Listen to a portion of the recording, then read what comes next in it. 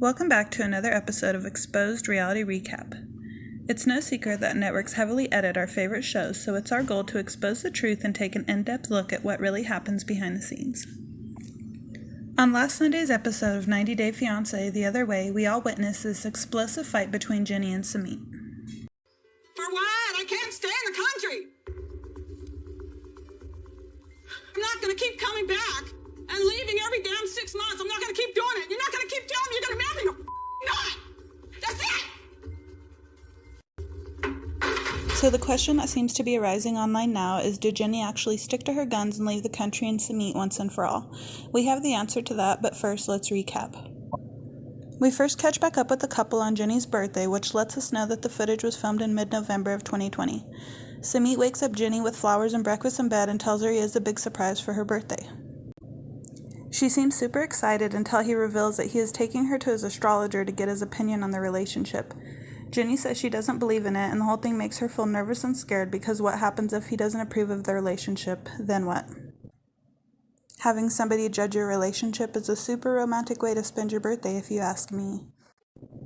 The astrologer confirms Jenny's fears and basically tells them not to go against his parents' wishes, and if they were to quote-unquote force the marriage, the planets would surely cause them to fight and separate. But what I find funny isn't that what happened the first time around that caused all this mess? They forced Sumit into an unwanted, loveless marriage, and he ultimately ended up leaving her to continue his relationship with Jenny. So maybe the astrologer was reading the wrong stars. In their next segment, a seemingly defeated Jenny states that since Sumit still won't marry her, her only option is to hope her visa was once again extended. 4 years ago, Jenny was approved for a B2 tourist visa, which allows her to stay in India for up to 6 months at a time. Once the 6 months has expired, she is required to leave the country and re-enter in order to stay in compliance. During the pandemic, borders were closed and temporary visas were extended indefinitely, allowing Jenny to apply for extensions rather than leave the country. Unfortunately for Jenny, the borders opened back up in December 2020, resulting in her most recent visa extension being closed, which generally means you have 30 days to leave the country. The problem is India would allow her to fly out, but as they were not yet open for tourism, it could possibly be months before she could return. Sumit tries to offer a solution that they could possibly go to Nepal for a vacation and re-enter the country together, but after talking with his travel agent, he learns that Nepal is closed for tourism, quashing his hopes of a simple fix. Nepal is the only country that allows Indian citizens to travel without a passport, which Sumit tried to tell his travel agent that he had lost. In reality, his ex-in-laws still have the passport and won't return it, possibly because he agreed to pay them a lump sum and it hasn't been paid off. But that's just my opinion. I researched the process to obtain a new passport as an Indian citizen, and it's pretty straightforward and pretty much the same as any other country. So I do feel he's being lazy and has no real excuse as to why he couldn't obtain a new passport or replacement and leave with Jenny. I feel like if he really cared about keeping Jenny in the country, he could fight harder to obtain the passport or finally marry the girl. At this point, she's made the trip so many times she could probably fly the plane there herself.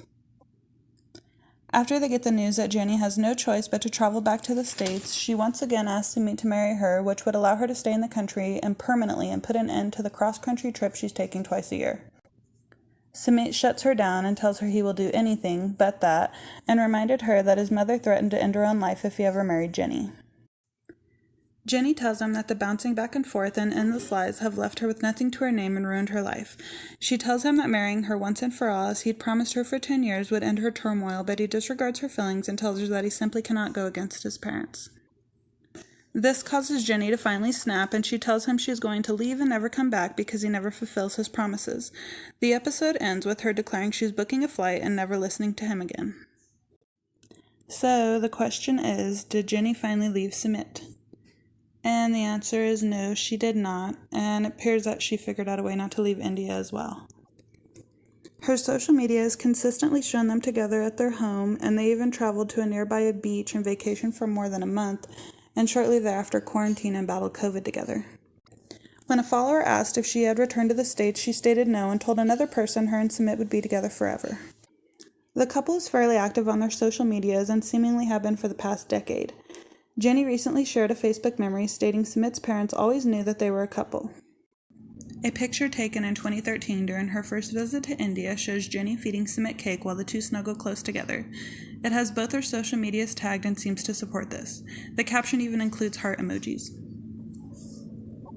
A lot of people have asked why Jenny would have to sneak into Sumit's room if their relationship was known to their parents, and I for one believe there is a fairly simple explanation.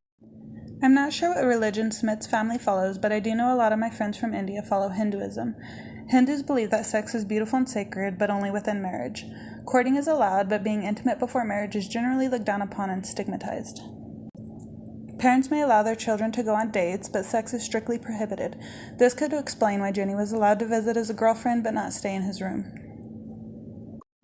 We also have reason to believe that Sumit finally went against his parents' wishes and married Jenny, allowing her to stay in India. In the past few months, Jenny was spotted wearing a new ring on her left hand. When a follower on Instagram asked if it was a wedding band, she told them they needed to stay tuned.